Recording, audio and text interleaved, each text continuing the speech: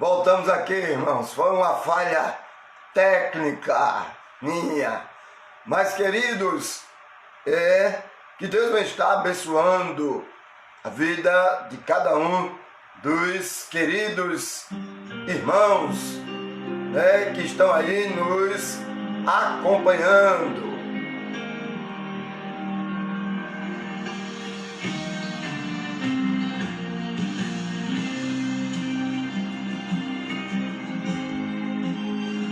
Isso, que Deus está abençoando a vida de cada um de vocês. Foi uma falha técnica, mas já voltamos aqui na nossa escola bíblica dominical. Vou dar um tempo para que os irmãos voltem. Cada um de nós foi Deus quem escreveu pra Ele mesmo ouvir. O inimigo quer tirar ela de mim, mas serei fiel até o fim. Graças a Deus, irmã Denilda Ramos, Alice, Érica. Coral celestial, o meu maestro disse que eu sou especial. Não vivo mais eu, quem vive em mim é Ele. Estou ensaiando pra cantar no céu pra Ele. Juninho já voltou.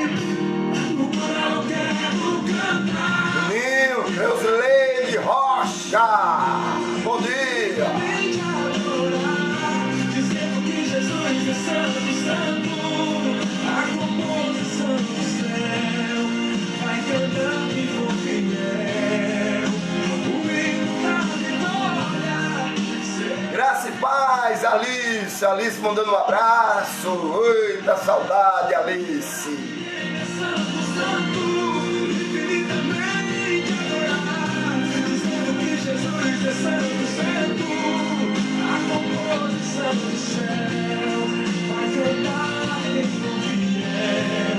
Vou erguer o meu troféu.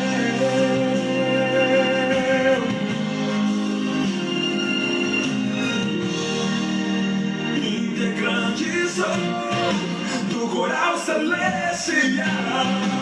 O meu maestro disse que eu sou especial. Não vivo mais eu, quem vive em mim é Ele. Estou ensaiando pra Como cantar. estava falando, irmãos, a nossa lição hoje é essa lição número 11. Exortai-vos uns aos outros. Uma lição muito importante para nós. É a lição de número 11, onde estamos com esse tema, uns aos outros. É isso, irmã Bia, já voltou também.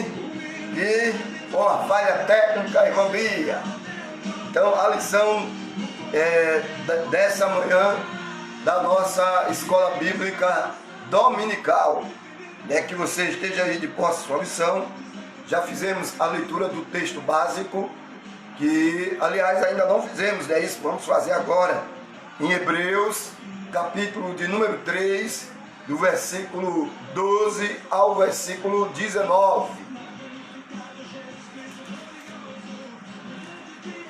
Hebreus, nossa leitura, irmãos, é em Hebreus, capítulo 3, do versículo 12 ao versículo 19, da nossa lição da Escola Bíblica Dominical, aqui nessa manhã do dia 19 de abril. Graças a paz, nosso irmão ministro de evangelismo, Tito, Tito Cruz, ali, filho do pastor Natanael, da primeira igreja batista de Jabotão. Ele não é mais ministro de evangelismo, irmão, mas nunca saiu do nosso coração, como ministro de evangelismo. Então mandamos um abraço para ele, sua esposa, seus filhos. Que Deus nos está abençoando aí a vida do nosso irmão Tito. Nossa irmã Cláudia Braga, que também aqui já voltou, com uma falha técnica que houve. Nossa irmã Ana Carla também. Deus esteja abençoando a vida da irmã da Carla, também de Neemias, seu filho, que sempre tem nos acompanhado. Também do pastor Valdemir, ali em Teresina, no Piauí. Forte abraço, colega pastor Valdemir. né, que sempre está nas nossas orações. Então abra aí sua Bíblia na carta aos Hebreus, capítulo 3, estaremos fazendo a leitura do versículo 12 ao versículo 19, que nos diz o seguinte: tende cuidado, irmãos, jamais aconteça haver em qualquer de vós perverso coração de incredulidade que vos afaste do Deus vivo. Pelo contrário, exortai-vos mutualmente cada dia, durante o tempo que se chama hoje, a fim de que nenhum de vós seja endurecido pelo engano do pecado, porque nos temos tornado participantes de Cristo, se de fato guardarmos firme até o fim a confiança que desde o princípio tivemos. Enquanto se diz hoje, se ouvirdes a sua voz, não endureçais o vosso coração, como foi na provocação. Ora, quais os que, tendo ouvido, se rebelaram, não foram de fato todos os que saíram do Egito por intermédio de Moisés, e contra que se indignou por 40 anos, não foi contra os que pecaram, cujos cadáveres caíram no deserto, e contra quem jurou que não entraria no seu descanso, senão contra os que foram desobedientes? Vemos, pois, que não puderam entrar por causa da incredulidade.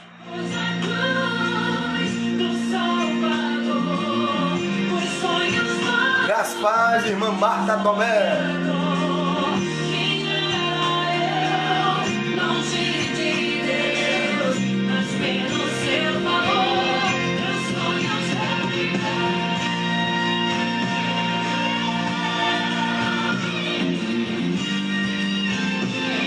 Lição de número 11.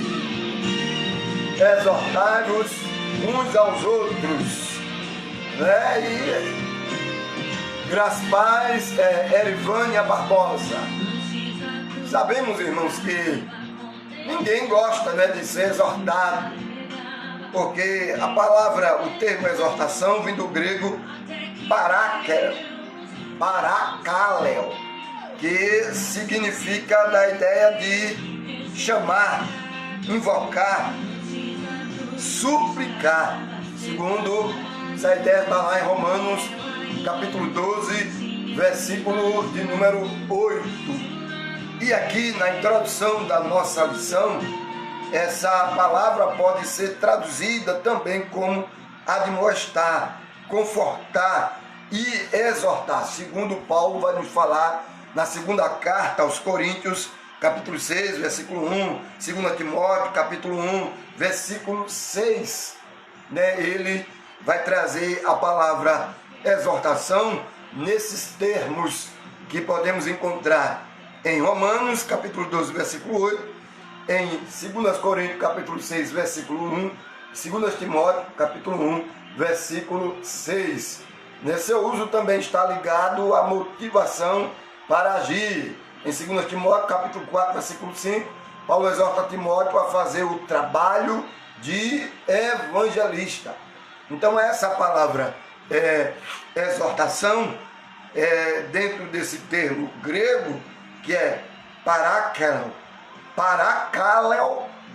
que traz esse sentido de chamar, invocar, suplicar, traduzido também como admoestar, confortar e exortar.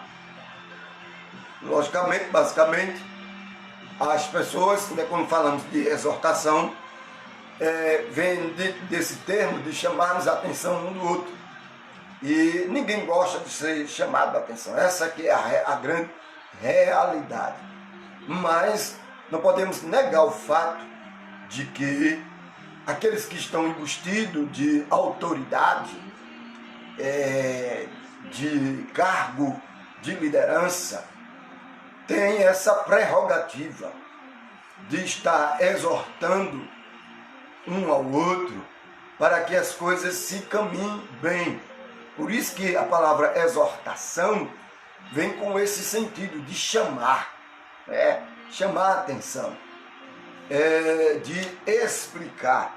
também com esse termo de confortar, não é só de reclamar, mas é no sentido de confortar o outro, para que tudo se caminhe bem. Graças paz, vereador João Marcelo Bezerra, graças paz, diaconisa Cecília Alves, Lúcia de Santana já voltou, e aí a nossa ministra da família, Simone Carla, graças paz, irmã Simone, irmão Nelsinho, Laís, Samuel, que Deus abençoe fortemente essa família. Hoje à noite, Simone, culto da família, teremos para a glória de Deus. Então, queridos, a exortação é algo que deve ser praticado. E segundo o tema da nossa lição, essa exortação tem que ser praticada entre uns aos outros, né?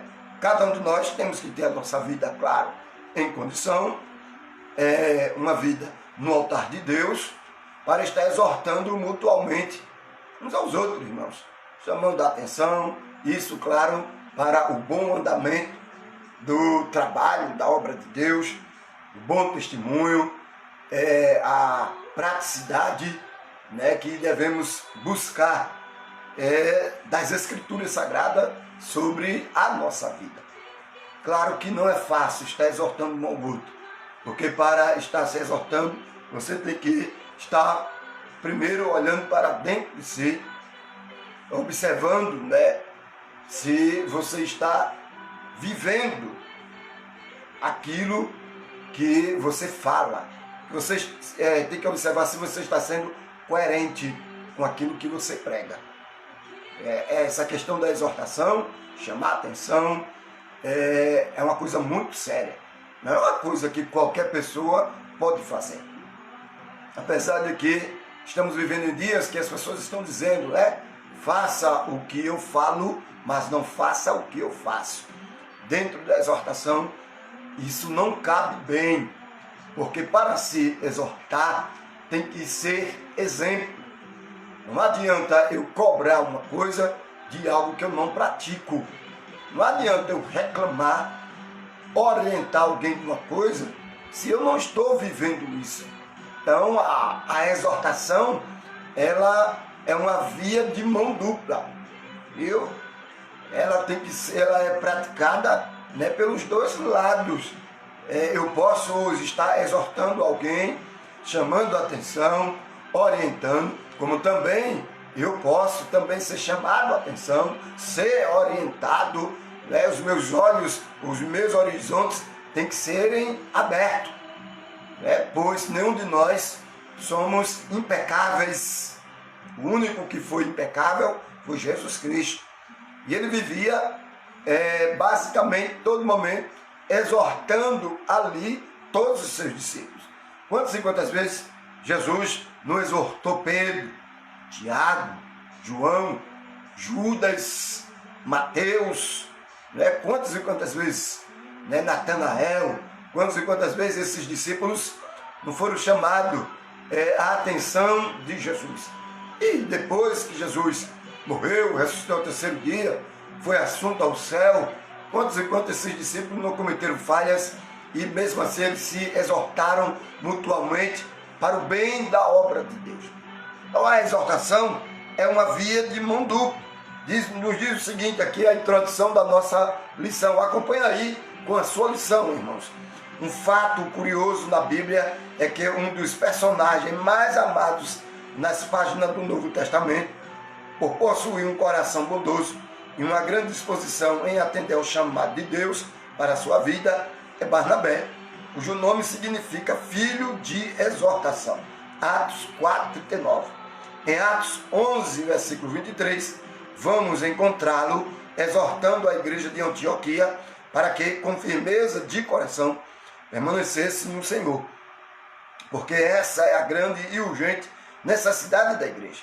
A ela deve ser ensinado sobre a importância da permanência em Deus. Nesta lição, vamos considerar 4 aspectos da necessidade de exortação mútua na igreja.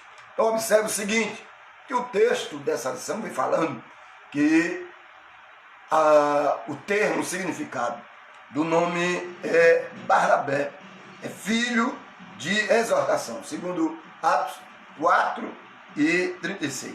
E que em Atos 4, 11, aliás, em Atos 11, 23, Barnabé está exortando a igreja de Antioquia. A exortação, irmãos, era muito praticada pelos apóstolos. Quando eles compreenderam, né, o chamado de Deus em suas vidas, quando eles entenderam a grande missão que estava em suas vidas, eles levaram isso de uma maneira muito a sério. E com isso, né, passaram a ter uma vida de santidade, uma vida de plena responsabilidade. E aí eles sempre estavam exortando a igreja de Deus para que eles viessem permanecerem firmes na fé, firme no caminho de santidade, firme na obediência à palavra, firme na pregação do Evangelho. Eles sempre exortavam o povo de Deus nesse sentido. E com isso, né, eles tiveram êxito. Claro que isso não foi fácil para eles. Muitos deles sofreram devido a esse compromisso, muitos deles sofreram devido à sua seriedade, muitos deles sofreram por verem os resultados dessas exortações. A igreja cresceu, a igreja multiplicou, o povo, né, se comprometeu com mais fidelidade diante de Deus, com mais santidade e com mais o avanço missionário e evangelístico. Por isso que aqui a nossa lição, ela vai nos mostrar 4 aspectos da necessidade da exortação. O primeiro aspecto é o caráter da exortação. Qual é o caráter da exortação? A exortação na igreja tem que ser bíblica, doutrinária e em amor. Dentro do caráter da exortação, ela na igreja tem que ser bíblica, doutrinária e em amor. Ou seja, não pode ser algo de ideias humanas e nem carnal. Ela tem que ser em caráter, né, bíblica, ou seja, tem que ser o que a Bíblia diz. Como diziam os reformadores no século XVI, contra as Escrituras nada se acrescentará, porque só a Bíblia, somente a Bíblia é a palavra de Deus. Porque devemos e somos, irmãos, exortados. Qual é o trilho para essa exortação? É a Bíblia Sagrada, irmãos. Aqui, ó, palavra de Deus, Bíblia Sagrada. Não podemos sair daqui. O que passar daqui procede do maligno, segundo Jesus vai nos dizer, que seja a tua palavra sim, sim, não, não. O que passa disso é de procedência maligna. Então tem que ser tudo segundo a palavra de Deus, porque a palavra de Deus é a justiça de Deus, é a correção de Deus para a nossa vida. Então, primeiro, dentro do caráter, dentro desse aspecto do caráter da exortação, ela tem que ser bíblica. O que é isso? Tem que ser segundo o que a Bíblia diz. As leis humanas regem a sociedade, porém é a Bíblia Sagrada que dirige, que exorta, que orienta a igreja, o povo de Deus. A Bíblia tem que ser conduzida com o que as Escrituras ela diz. Por isso que Paulo vai nos orientar e ele chega a nos dizer que nos últimos tempos sobreviriam tempos difíceis, né, que os homens dariam ouvidos a doutrinas de demônios, a doutrinas de homens. Porém, a igreja tem que estar dando ouvido, observando o que as Escrituras Sagradas diz. Tem que ser a exortação, ela tem que ser bíblica, segundo o que a Bíblia está nos dizendo. Porque a Bíblia é a verdade absoluta. Não é as minhas verdades particulares que eu tenho dentro de mim. Não, tem que ser a verdade da palavra de Deus. Porque só ela, e somente ela, é a palavra de Deus. E contra essa palavra, nada pode se acrescentar. O que o homem diz é falho. O que o homem fala pode cair e cai. Mas o que Deus disse, Jesus vai e nos diz: passarão os céus e a terra, mas as minhas palavras não hão de passar. São palavras de Jesus Cristo. Por isso que ele diz que as Escrituras sagradas, que a Bíblia é sagrada, que a sua palavra produz vida, e vida em abundância. A palavra do homem não. Muitas das vezes, a palavra do homem leva o outro à morte. Ela mata. Por isso que a exortação, ela tem que ser bíblica. Tem que ser segundo o que ela diz. Segundo, dentro do caráter, do aspecto da exortação, ela tem que ser doutrinária e em amor. Não é? Paulo chega a dizer a Timóteo: tem cuidado de ti mesmo e da doutrina. O que é a doutrina, irmãos? Eu normalmente escuto as pessoas falar que existem vários tipos de doutrina. Olha, irmãos, biblicamente isso não existe. Não existe. O que existe é uma única doutrina. A doutrina bíblica. A doutrina bíblica.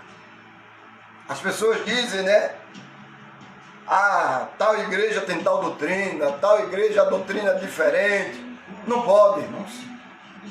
Se a Bíblia Sagrada rege aquela denominação, então a única doutrina é a Bíblia Sagrada.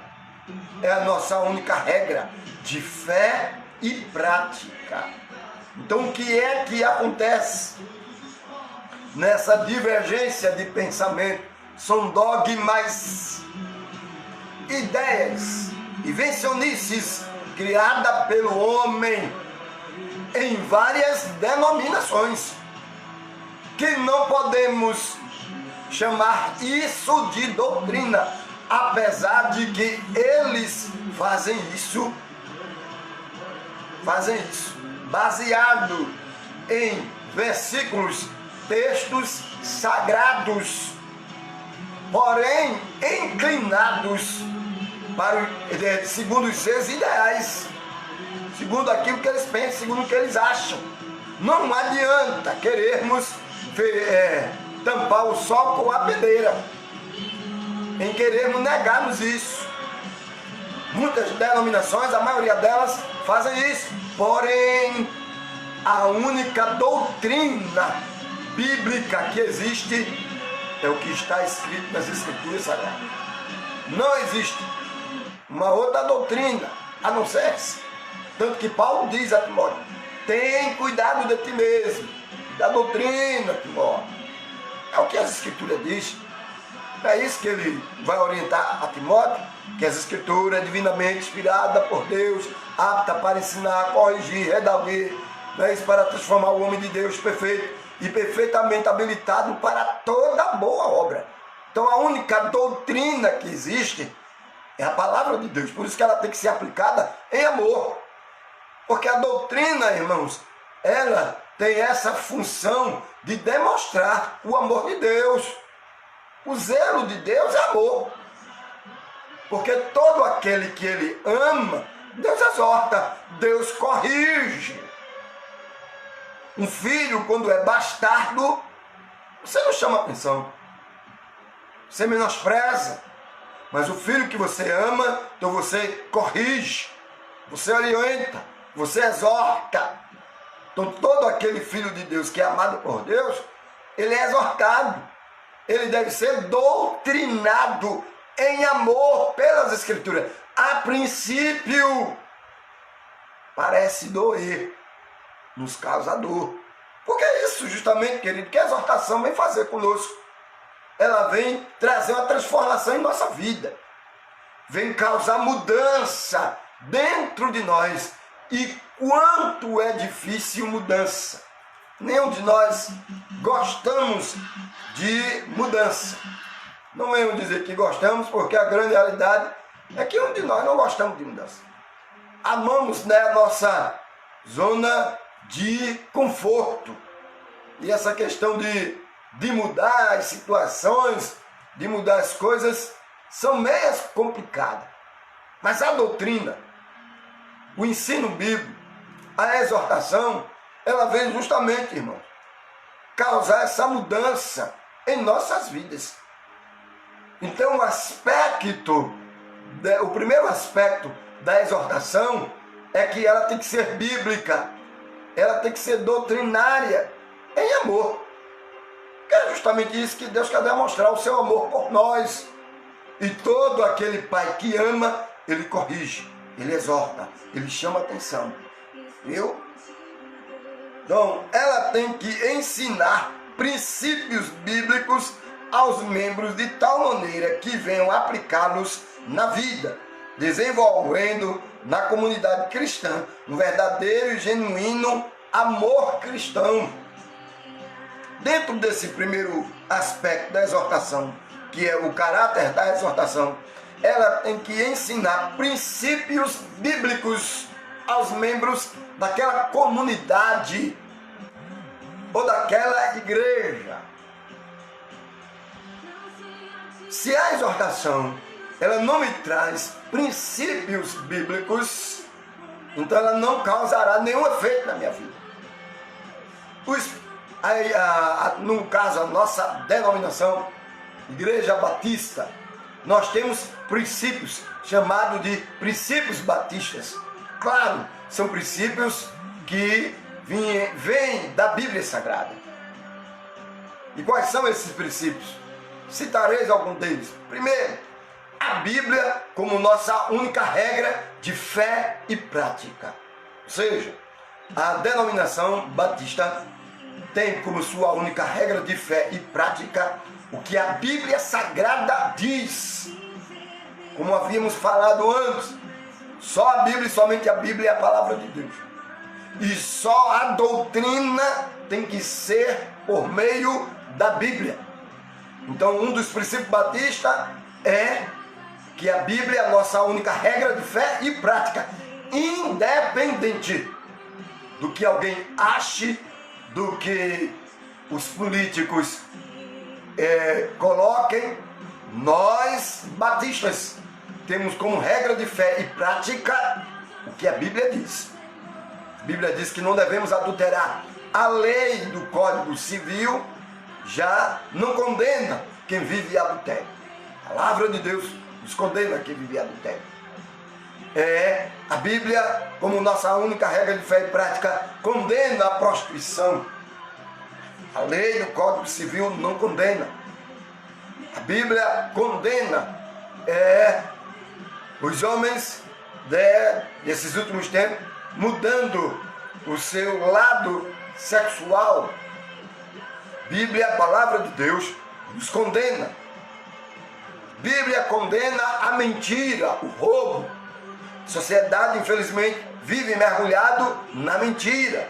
Por isso que, para nós batistas, nosso princípio de fé e prática é a Bíblia Sagrada. Segundo, um dos outros princípios que nós temos, de que nós somos sacerdotes de nossas casas, de nossa própria vida. O que é isso? Não carecemos de um sacerdote para entrar no santuário e oferecer sacrifício por nós. Nós somos o sacerdote. Nós somos o sacerdote. É o sacerdócio real dos crentes. E podemos entrar nos santos dos santos por meio da oração e oferecer o nosso sacrifício a Deus, invocar o nome de Deus. Nós não carecemos e não precisamos de um intercessor aqui na terra. O nosso intercessor é Jesus Cristo, Senhor de todas as coisas. Por isso que somos sacerdotes, temos condições de entrar no Santo dos Santos. E como é que a doutrina bíblica vai nos demonstrar isso. No momento que Cristo está sendo crucificado, o véu do santuário é rasgado de cima a baixo, não é de baixo a cima. Observe bem isso, irmãos. É de cima a baixo. O que é isso? Quem rasga de cima a baixo? Se fosse de baixo para cima, seria fácil, porque alguém humanamente teria chegado e rasgado de baixo a cima. Mas a Bíblia vai me mostrar que não foi assim. Foi de cima a baixo. Deus, no momento da crucificação do seu Filho, nos dá esse livre acesso que antes era só para os sacerdotes entrar no Santo dos Santos com toda aquela liturgia para oferecer sacrifício pelo povo. Agora o véu foi rasgado de cima a baixo. Deus agora nos tornou sacerdotes. Cada cristão é um sacerdote que tem livre acesso de entrar no Santo dos Santos. Como?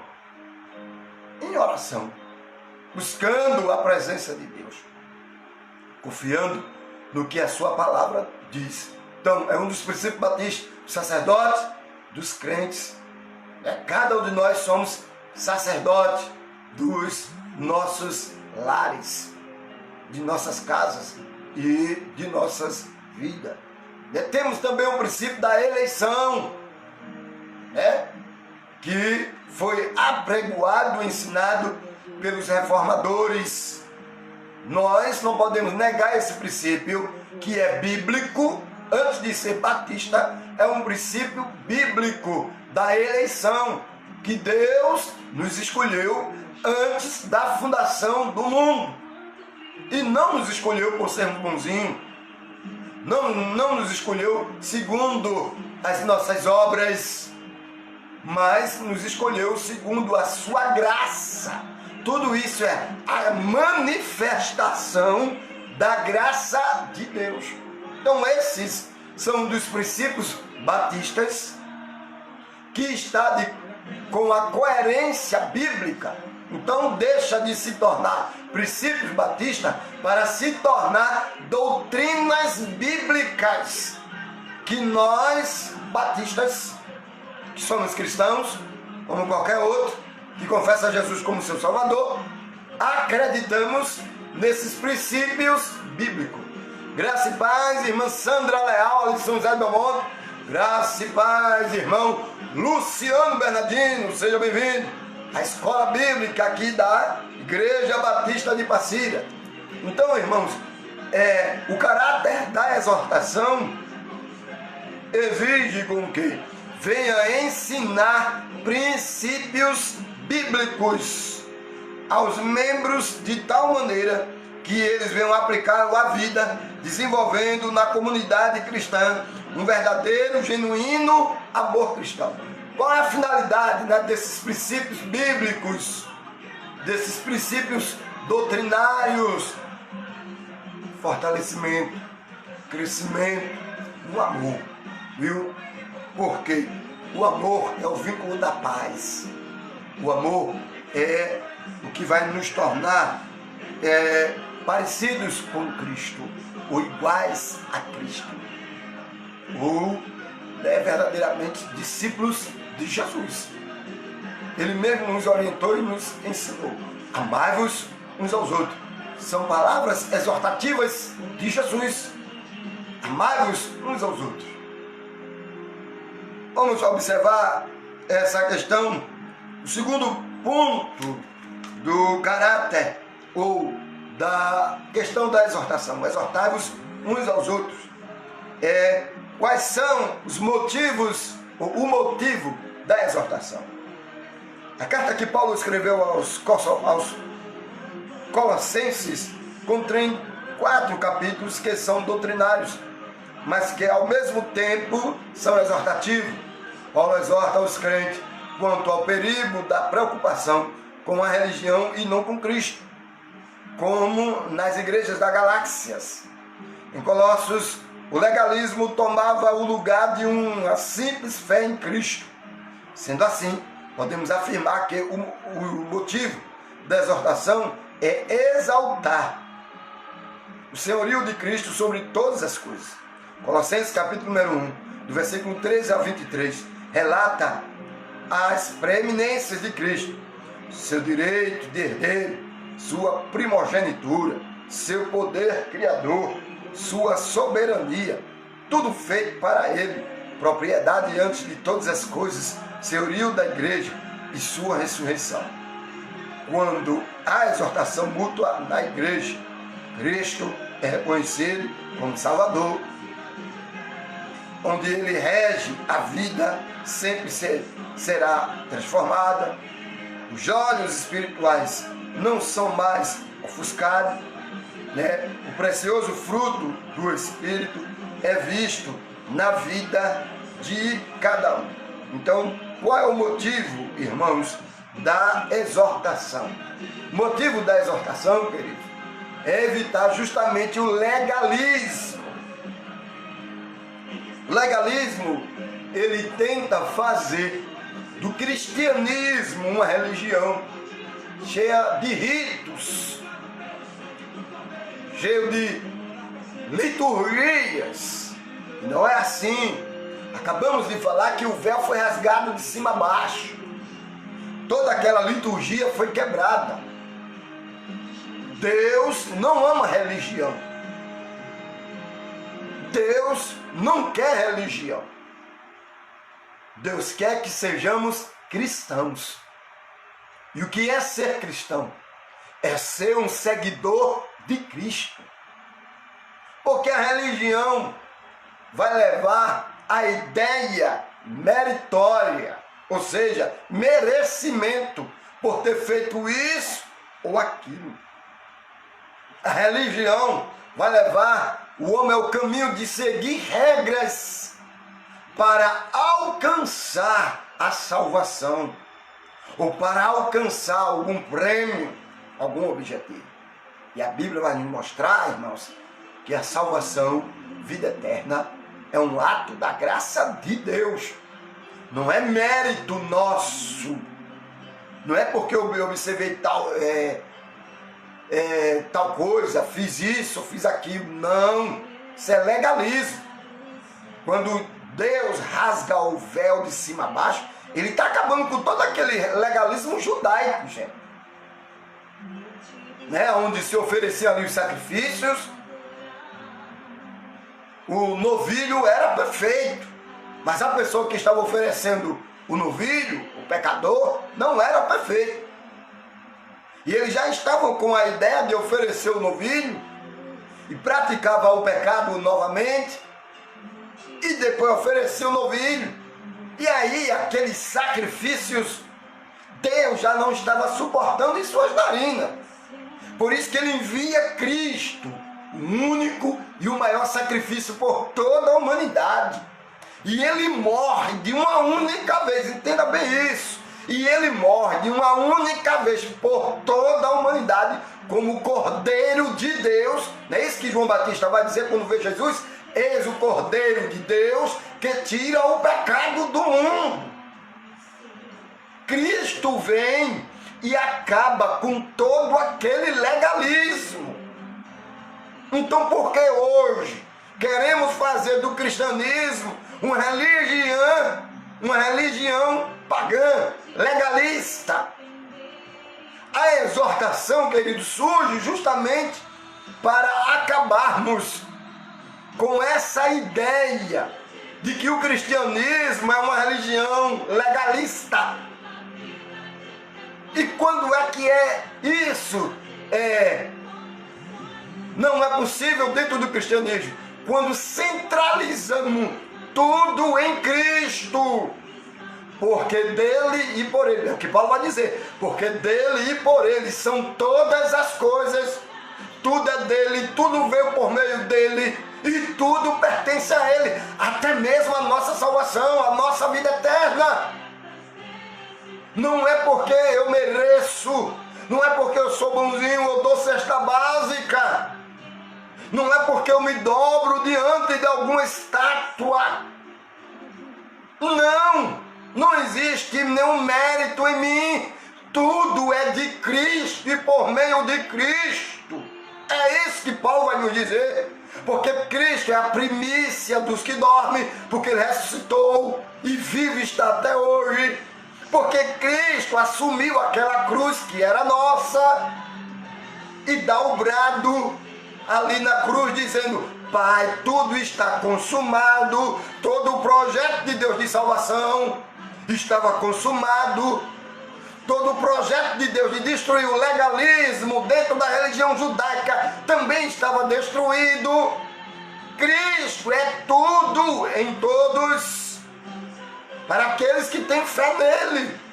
Por isso que a exortação, ela surge justamente no meio do povo cristão, para que não haja legalismo, tornar o cristianismo uma religião. Não pode, irmãos.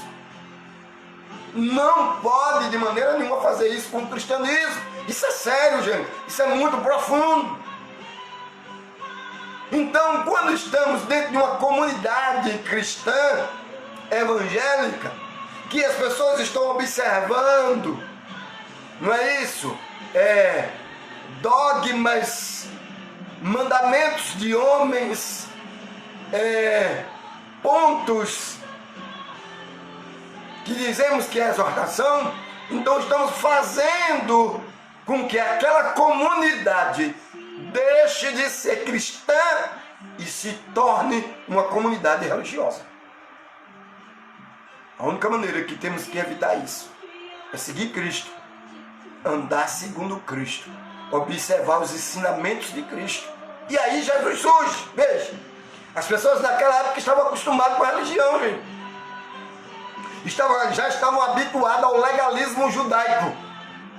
É tanto que eles chegam para Jesus e perguntam: quais dos mandamentos lá do Decálogo são os maiores? Observa a lei de Jesus. Jesus vai e diz, irmãos, a lei se resume em 2: amar a Deus sobre todas as coisas e ao teu próximo como a ti mesmo. Jesus disse, observando esses 2 mandamentos, observasse toda a lei. Porque o que é que estava acontecendo com a religião? A religião judaica, né? Cheia de legalismo. Eles estavam matando as pessoas que viviam adultério, estavam apedrejando, mas não estavam amando. Eles estavam amando o templo, mas não estavam amando o Senhor do templo. Eles estavam oferecendo qualquer sacrifício a Deus, mas não estavam amando verdadeiramente Deus. Então Deus não estava mais suportando isso. Por isso que ele vem e acaba com todo esse legalismo, aonde Cristo se tornou o ponto principal. E aí Cristo vem e coloca agora o seu cristianismo, sem nenhuma ideia legalista. Cuidado, irmãos, eu me preocupo muito na igreja, principalmente com essas ideias legalistas que temos embutido aqui, ó, dentro da nossa cabeça, que já trazemos das religiões, a religião que você viveu aí no passado. E às vezes dentro do cristianismo quer viver esse legalismo, dizendo, olha, tu não pode fazer isso, porque senão tu não vai para o céu. Não é não? Tu não pode fazer tal coisa, porque isso também vai te perder, tu vai perder a tua salvação. Isso é tudo legalismo, viu? É tanto que Paulo, quando chega ali em Coríntios, tá maior problema com o que pode ou o que se não pode comer, gente. Isso é legalismo. Olha, não pode comer a carne do açougue. Vê que problema? Porque ela é sacrificada a ídolo. Paulo vai e diz, o ídolo nada é. As pessoas têm mais medo dessas coisas, dessas imagens, do que temer a Deus. É tanto, né, que os apóstolos vão dizer, em relação ao evangelho, temei a Deus, servir a Deus.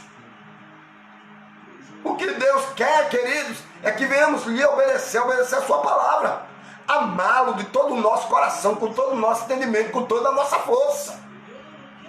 Isso destrói todo e qualquer legalismo, irmão. Isso acaba com o legalismo que há dentro do meio dos cristãos. Não é no meio do cristianismo, é na vida dos cristãos, que estão muito mais preocupados em serem legalistas do que verdadeiramente servir a Deus. O que é que se pergunta a Jesus: onde é que se deve te adorar? Pois os judeus diz que é ali no templo. Os samaritanos diz que é aqui no monte. Jesus diz: não é nem lá e nem cá. Os verdadeiros adoradores adorarão o Pai em espírito e em verdade. Paulo, combatendo a ideia legalista, ele diz: vós sois templo do Espírito Santo. Ou seja, está dizendo que Deus habita dentro de vocês. Porque qual era a ideia do judaísmo? De que Deus estava só ali no templo que foi construído por Salomão. Mas o véu tinha se rasgado, irmãos, de cima a baixo. Agora temos condições de entrar no Santo dos Santos e falar com Deus. Agora temos condição de render o maior sacrifício. É isso que Paulo vai nos dizer em Romanos capítulo 12, versículo 1 a 2. Não é isso não que ele vai nos dizer? Rogo-vos, pois, irmãos, que vos apresentei como sacrifício vivo, santo e agradável a Deus, que é o vosso culto racional. Paulo está falando, gente, de que não podemos ser legalistas e de que agora temos que nos apresentar como um todo, corpo, alma e espírito, no santo dos santos, como sacrifício vivo, santo e agradável a Deus. Então a exortação, ela vem com essa ideia. O motivo da exortação é justamente esse: apontar para Cristo, irmão. Onde Cristo ele deve ser reconhecido como nosso Senhor e Salvador. Onde Cristo ele é quem rege a nossa vida transformada. É Cristo, gente. Não pode existir uma outra coisa no cristianismo. Tudo vai estar apontando para Cristo. Não é mais para os ritos religiosos, né? Onde os olhos espirituais não são mais ofuscados com os ritos religiosos. Não. Onde o precioso fruto do Espírito é visto na vida de cada um. Quem deve ser visto na nossa vida? Cristo. Quando olharem para mim, não tem que só observar minha roupa, o corte do meu cabelo, os pendentes, minhas unhas. Tem que ver em Cristo. Cristo, o ponto principal do cristianismo. Cristo que destrói todo o legalismo. Qual é o motivo da exortação? Qual é o motivo para sermos exortados? Cristo está e ser o centro de tudo no nosso viver. A terceira questão, o propósito da exortação: quem exorta deve ter como meta maior apresentar todo o homem perfeito em Cristo. Não é não? Qual é o propósito da exortação? O aperfeiçoamento em Cristo. É de sermos aperfeiçoados em Jesus. Não é de sermos aperfeiçoados em nós ou em alguém. É Cristo. Devemos estar sendo aperfeiçoados nele.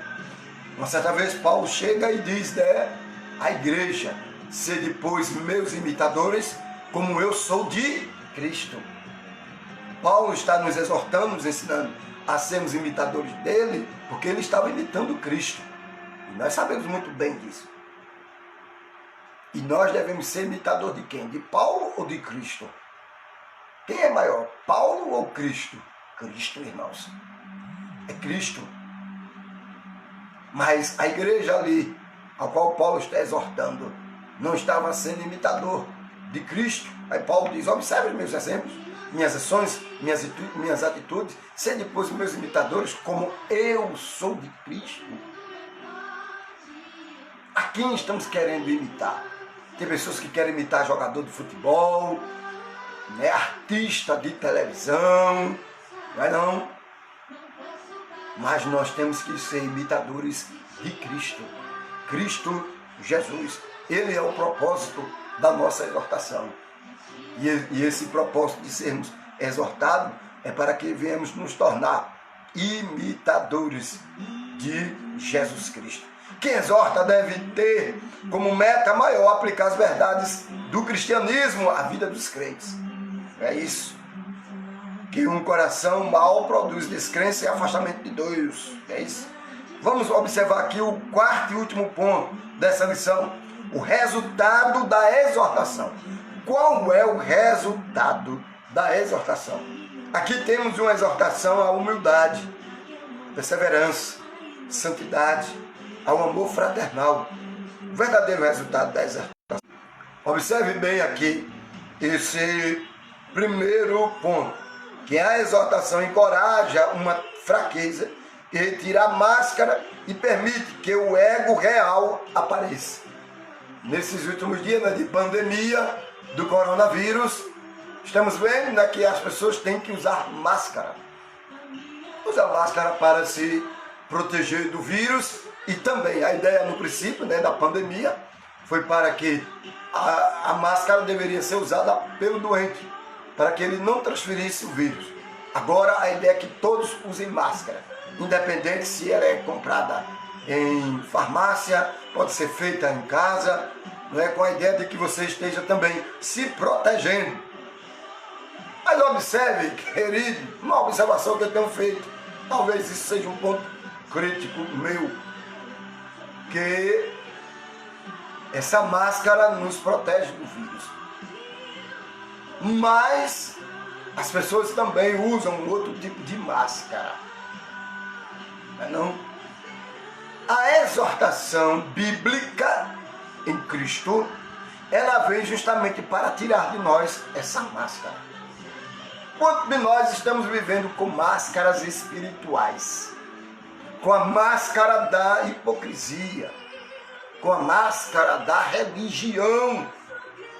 Em Cristo essa máscara cai, irmãos, e revela diante dele a nossa verdadeira face, pois a ideia da máscara do coronavírus é de proteger, mas a ideia da máscara nos eventos que surgiram diante da história era para não mostrar a verdadeira face de quem você é ou era. Não é não? A máscara é usada para isso, por isso que já tem o nome máscara. Proteger, esconder a face ou a sua verdadeira face. A religião legalista, com o seu legalismo, ela esconde. É só você observar os ritos religiosos. Observe a oração do publicano e do fariseu. O que é que o fariseu diz? Não sou como esse publicano. Oro 3 vezes ao dia. Dou o meu dízimo. É isso que ele vai e diz na sua oração. Não sou como ele. E quais as razões que ele mostra que não é como o publicano? Era porque ele orava 3 vezes ao dia, mas continuava pecando. Era porque ele dava o dízimo, mas continuava pecando. Veja a oração do publicano, sem nenhum legalismo. Não estava seguindo nenhum rito religioso. Ele diz: tende misericórdia de mim, ó Deus, que sou um homem pecador. Ele rasga o coração diante de Deus. E aí Jesus diz, né, que o publicano desceu ali justificado diante de Deus, enquanto que o fariseu não. O resultado da exortação, irmãos, é de tirar a máscara da religião de nossas vidas. Ela vem justamente para tirar essa máscara. O verdadeiro motivo da exortação é que abre o caminho para o crescimento espiritual da igreja. Não podemos esquecer que somos seres espirituais. Estamos num corpo físico, mas temos uma alma e um espírito. E que dentro dessa alma e desse espírito, Deus tem que estar habitando. O verdadeiro motivo da exortação é que ela venha promover a santificação, por sua vez, que venha trazer submissão à vontade de Deus. todo aquele que é exortado biblicamente, ele compreende e entende melhor Deus e obedece a Deus. Pois a palavra de Deus nos diz: obediência quero e não sacrifício. Infelizmente, né, alguns decidem mais sacrificar, mas a Bíblia diz que o obedecer é melhor do que o sacrificar. Que venhamos colocar em prática essa questão da exortação de uns aos outros, para que isso venha causar grande crescimento em nossa vida espiritual, para que isso venha causar mudança na nossa comunidade cristã, que é a igreja, e que venhamos saber, por meio da exortação, que Cristo quer tirar essa máscara da religião. Deus odeia religião, irmãos. Deus não gosta de religião. Ele não morreu por religião. Não? Que venhamos tirar essa máscara da religião. Venhamos servir a Jesus Cristo por amor e amar uns aos outros, assim como Cristo nos amou. É isso que Ele espera de cada um de nós, que o seu amor venha a ser vivenciado por cada um de nós. Vou te obedecer, puxa o que custar, retira tudo que sobrar de mim, quebra o meu eu, quebra-me,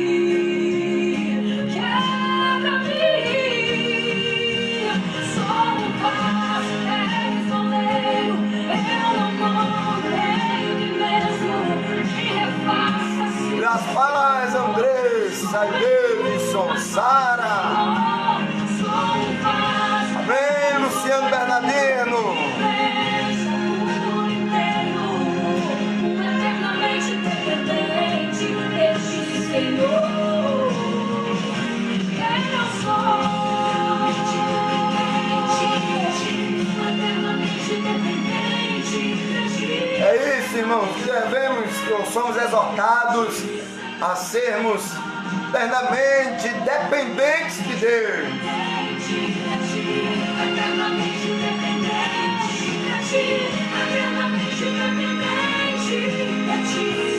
Amém, Mambia Santana. Eu não mando em mim mesmo, me refaça se preciso for. Estou em tuas mãos, Senhor.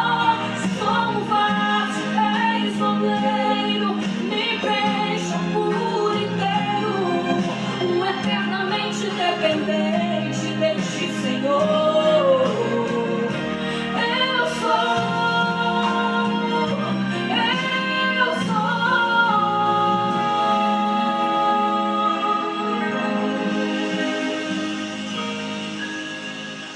É isso, irmãos, que somos exortados diariamente pela palavra de Deus, para sermos sempre dependentes de Deus, viu? De Cristo.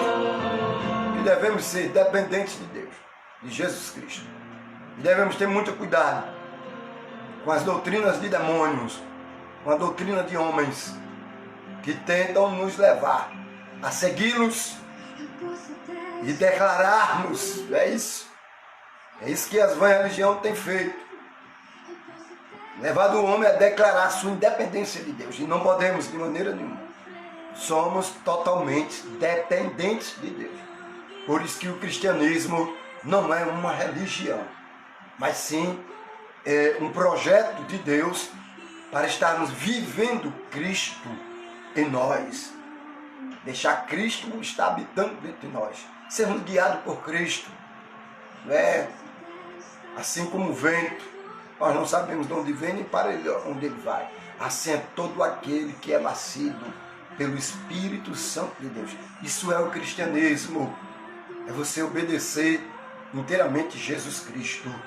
É você amá-lo com todo o teu coração, com toda a tua alma. É você amar o próximo como a ti mesmo. Fuja de rito religioso. Ore, se santifique, jejue, examine as Escrituras Sagradas, viva a Bíblia Sagrada. Tenha muito cuidado com pontos religiosos que tentam destruir o teu cristianismo. Tenha muito cuidado com aquilo que você tenta colocar como ponto de tua salvação. Não, a tua salvação é Jesus Cristo, porque Cristo é que é a nossa graça. Não é não? Que Paulo vai nos dizer aos Efésios? Salvação só pela graça sois salvos, em Cristo Jesus, não de obra, para que o homem não se glorie. A nossa salvação é uma pessoa, Cristo. Não é um rito religioso, não é dogmas que foram criados por homens. A nossa salvação é Jesus Cristo, e temos que observá-lo sempre e viver Cristo. Amar, parar de estar falando mal dos outros, amar qualquer pessoa. Jesus disse, se amar quem nos ama, ele disse, isso é muito fácil. A religião nos ensina isso, irmão. É muito fácil amar quem nos ama. Mas ele diz, ame quem te aborrece, ame quem te odeia, ama quem te persegue. Isso é o cristianismo. Por isso que ele não é uma religião. O cristianismo não vem nos oferecendo ou nos orientando à vingança, não. O cristianismo vem e nos oferece perdão, porque ele diz, Cristo vos perdoou.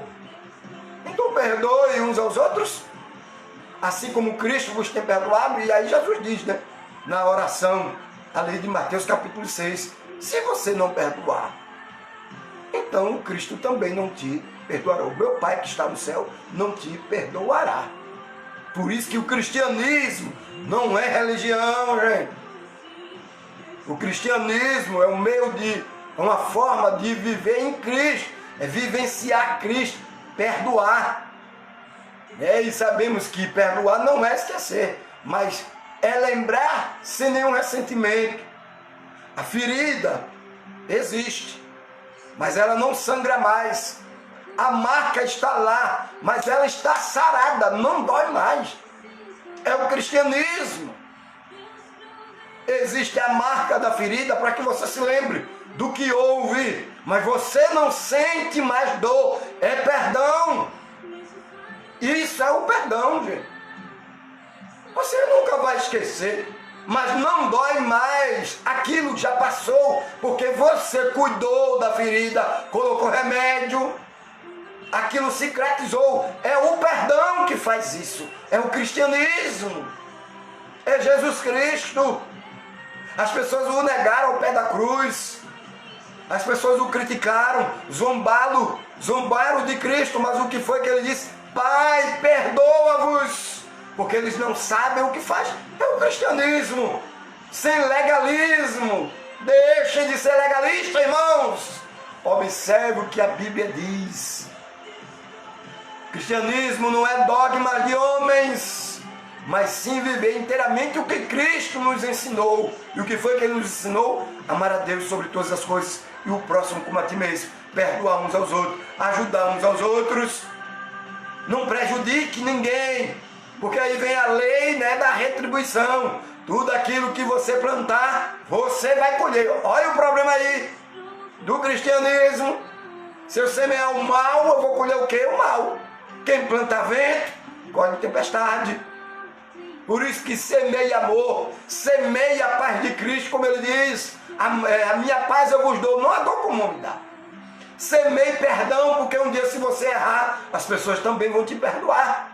Ame a qualquer pessoa, independente de sua cor, de sua classe, do que ele fez ou que ele deixou de fazer. Ame todas as pessoas, porque somos carentes também de sermos amados. Que hoje a nossa escola bíblica dominical, que falou sobre exortação, né, exortar uns aos outros, que você venha ter entendido, venha ter realmente sido exortado, e que essa escola bíblica dominical tenha causado um grande crescimento na tua vida. Enviamos a graça e a paz também para a nossa querida irmã Edson Neide Lima, ali de São José do Egito, né? Uma grande serva de Deus, amiga que amamos muito, né? Sentimos fortes saudades dela e de toda a sua família. Vamos estar orando, encerrando aqui a nossa escola bíblica dominical. Hoje à noite, às 19 horas, teremos o nosso culto da família.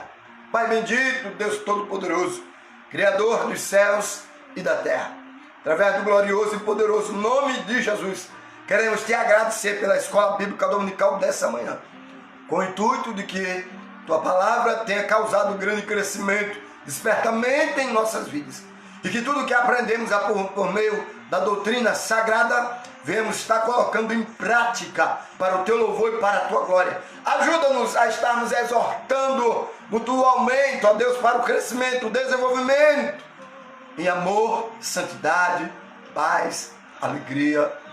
Deus bendito, Pai de amor, perdoe todos os nossos pecados e nos ajude a estarmos te servindo na beleza da tua santidade. Ajuda-nos no restante desse dia de hoje, e hoje à noite às 19 horas, como culto da família. Em nome de Jesus, abençoe a todos, em nome de Jesus, amém e amém. Como o céu aprovou o seu amor, morreu só por me amar. Eu era o errado, mas tomou um lugar. Que orgulho de você, Jesus, eu vou gritar. Gaspar, Jane, Lucélio. Jesus, eu amo você.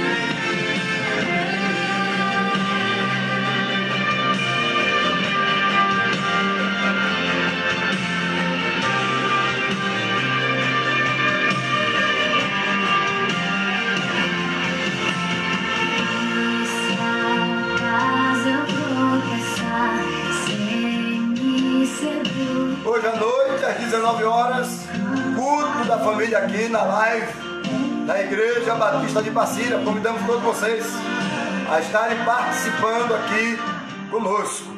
Que Deus esteja abençoando a vida de cada um dos irmãos. Viu? Até a próxima Escola Bíblica Dominical. Amém! Vladimir Júnior, Juninho, Creuze Leide. Como ser, eu não vejo outro amor como o seu. Amém, Simone Carla. Como ser, eu não vejo outro amor como o seu. Eu vou. Tchau, irmãos. Até mais tarde. Viu? Até às 19 horas. Aqui no nosso encontro. Mais um culto à noite. Da Igreja Batista de Passira. Culto da família. Amém. Dora Amorim. Que Deus lhe abençoe. Até a noite, irmão.